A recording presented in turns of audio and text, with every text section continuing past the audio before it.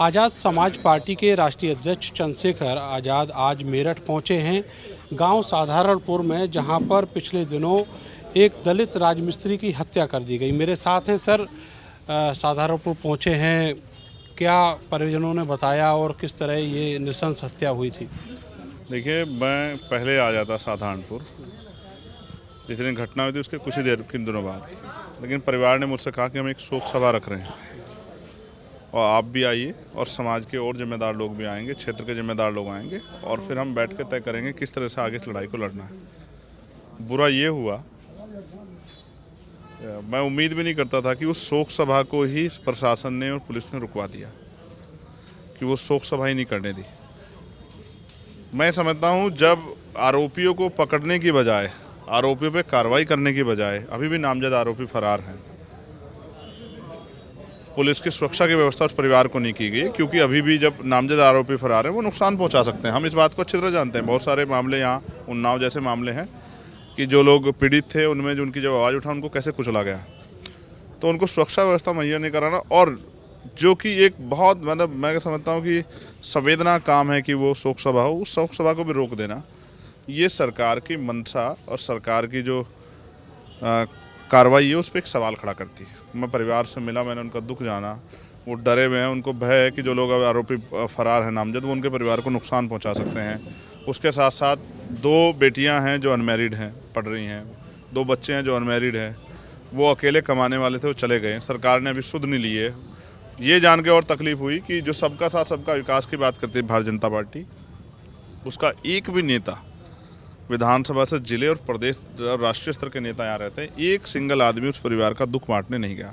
उत्तर प्रदेश में मुख्यमंत्री दलित सम्मेलन कर रहे हैं। अब इस दलित सम्मेलन में मुख्यमंत्री जी को ये भी बताना चाहिए कि किस तरह से उनकी सरकार में, उनके राज में दलितों की हत्या करके उनको लटकाया जाता है। ये इसका जवाब भी मुख्यमंत्री को देना चाहिए। और मैं पूछना चाहता हूँ, मुख्यमंत्री जी किसी भी पीड़ित की, किसी को पीड़ा को हरने काम करते हैं, वो कहते हैं सबका साथ सबका विकास वाली सरकार है, तो मुख्यमंत्री ने एक सिंगल शब्द अपनी कानून व्यवस्था उस परिवार के संवेदना के लिए क्यों नहीं किया? आप दुबे जी के परिवार से मिले, बहुत अच्छी बात है, हर पीड़ित के परिवार से आपको मिलना चाहिए, आप इस प्रदेश के मुखिया हो, लेकिन जिन दलितों के लिए सम्मेलन आप कर रहे हो उनकी दुख को के लिए एक शब्द आपके पास नहीं है। ऊपर से मैं तो उम्मीद कर रहा था कि मुख्यमंत्री जी मुझसे पहले उस परिवार से मिलने पहुंचेंगे। आप पे तो संसाधन की कमी नहीं है, आप आते, आप दलित सम्मेलन कर रहे हैं, बहुत अच्छा संदेश जाता, आप दलितों के बीच में आते, उनकी बात सुनते, उनके दुख को कम करते, इस परिवार की जिम्मेदारी उठाते। जैसे आपने 50 लाख का मुआवजा लखनऊ वालों को दिया, जैसे आपने जो है वहाँ दिया देवरिया वाले परिवार को, तो इस परिवार को भी देते। इस परिवार के बच्चे कहाँ जाएंगे? उनके कमाने वाला चला गया, ये परिवार मुख्यधारा से कैसे जुड़ेगा? एक सरकारी नौकरी की व्यवस्था, ज़मीन की व्यवस्था उनके लिए भी करते, तो वो ऐसे में तो कुछ नहीं कर पाए। तो ये जो दलितों के साथ दमन की कार्रवाई इस सरकार में हो रही है, और ये दोहरा व्यवहार कि दलित सम्मेलन करेंगे लेकिन दलितों को की हत्या पे एक शब्द नहीं कहेंगे।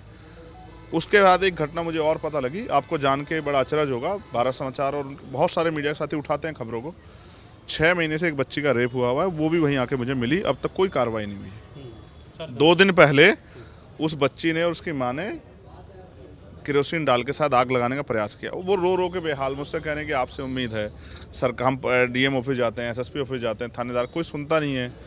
2-3 दिन पहले उन लोगों ने, लड़कों ने फिर आके 10 बार लोगों ने हमला किया उनके घर में, सब डरे हुए हैं, और वो कह रहे हैं हम पे मरने के अलावा क्या रास्ता है। तो मैं समझ रहा हूँ स्पेशली मेरठ में जो कानून व्यवस्था है वो दम तोड़ चुकी है, और कमज़ोरों की, शोषितों की खाल खींची जा रही है, और कोई भी उनकी आवाज़ उठाने वाला सरकार की तरफ से नहीं है।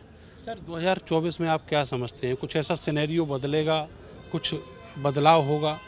मैं फिर आपको कह रहा हूँ, ये जनता है, जनता ने जब कांग्रेस पार्टी में बुराई देखी तो उनका साथ छोड़ के भारतीय जनता पार्टी को मदद की। जब भारतीय जनता पार्टी ने जैसा हाल किया वो उससे भी नाराज, लेकिन कांग्रेस पार्टी बहुत अच्छा काम नहीं कर रही है, तो लोगों के मन में गुस्सा है।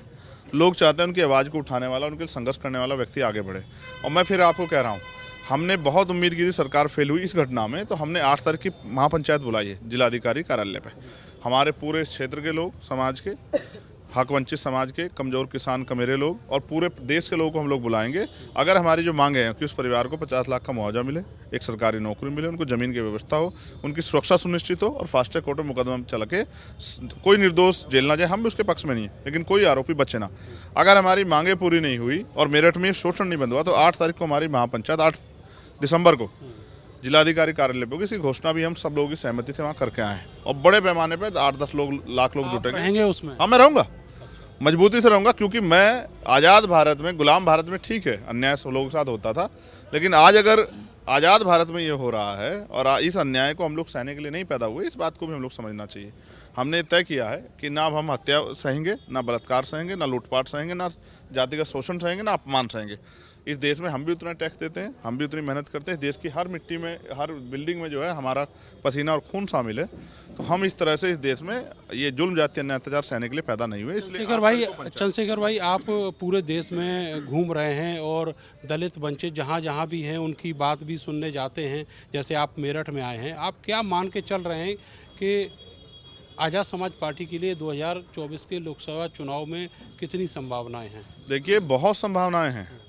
लोग पिछले दलों से भी निराश है। आपको पता है, जब मैं वहाँ गया, वहाँ के तमाम हमारे समाज के लोग इस बात को कह रहे थे कि जिस पार्टी को वोट देके बहुजन समाज पार्टी को उन्होंने ताकत दी, उनकी नेता के पास एक शब्द नहीं था इस परिवार के लिए लिखने के लिए। अगर वो इस परिवार के लिए एक शब्द लिखती तो विरोधियों की जमीन जो है खिसकती और पुलिस प्रशासन और शासन को कार्रवाई करनी पड़ती और मुख्यमंत्री जी भी संज्ञान लेते, लेकिन उन्होंने एक शब्द नहीं कहा। उनमें बहुत गुस्सा है। इसलिए आज़ाद समाज पार्टी के प्रति संभावना है, क्योंकि हर अन्याय के खिलाफ और नई उम्मीद लेकर आज़ाद समाज पार्टी भीम आर्मी के लोग काम कर रहे हैं। दलित पिछड़ों को लेकर अभी 2 दिन पहले मीटिंग जो है वो की है भारतीय जनता पार्टी ने, केंद्र में मीटिंग हुई है और उन्होंने जाति जनगणना का मुद्दा जो है उसको डाइल्यूट करने के लिए अब वो सम्मेलन लेके आए हैं कि पिछड़ों के सम्मेलन करेंगे।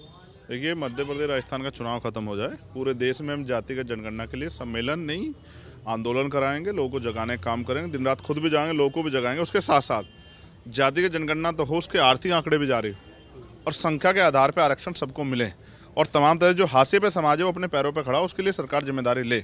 जो साधन संसाधन सरकार को जनता टैक्स दे के रूप में देती है, उनका दुरुपयोग ना हो, उनका प्रयोग जनता के हितों के लिए हो। सबको अच्छी पढ़ाई मिले, अच्छे जो है रोजगार के अवसर मिले, अच्छा इलाज मिले, सामाजिक समानता बने, भाईचारा बने और ये लूटपाट, जुल्म जाति हो रही है, भ्रष्टाचार हो रही है, इसका खात्मा हो। इंडिया गठबंधन में चंद्रशेखर आज़ाद अपने आप को कहाँ पाते हैं?